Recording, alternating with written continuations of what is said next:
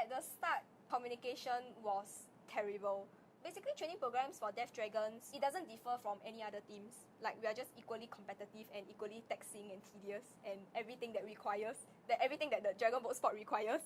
And I think now the whole team, they are very familiar with all the commands. It has really gotten a lot easier to conduct trainings for them. So it's also pretty easy to communicate with them, and they understand it. They can read really, really well.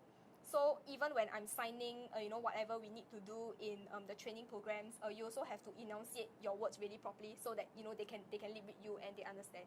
Obviously, this couldn't carry on. We really had to learn their language. So that's when we also started picking up sign language classes at the Singapore Association for the Deaf, SADEF.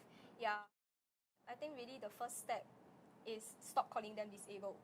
There's a proper term, which is people with disabilities. Try to understand them before you even judge them.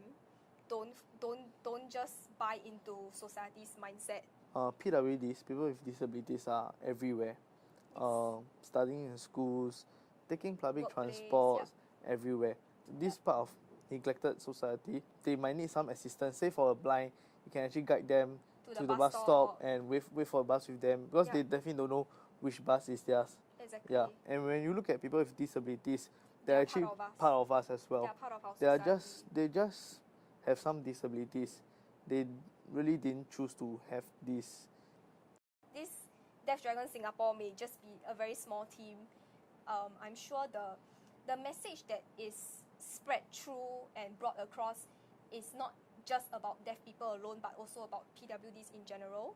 And I also hope that through doing this, not only do we impact and try to change the worldviews that society have of PWDs, but also Deaf Dragons, I hope they can also be like a leader and a big brother and sister towards the other PWDs, to give them that hope that, hey, you know what, I may be deaf, but I can dragon boat. I don't care what kind of disability you have.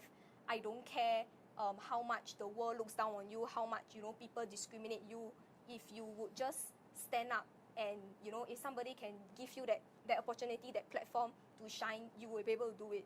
Yeah, so I guess that's the reason why we're doing it. And yeah, also really for the better of our brothers.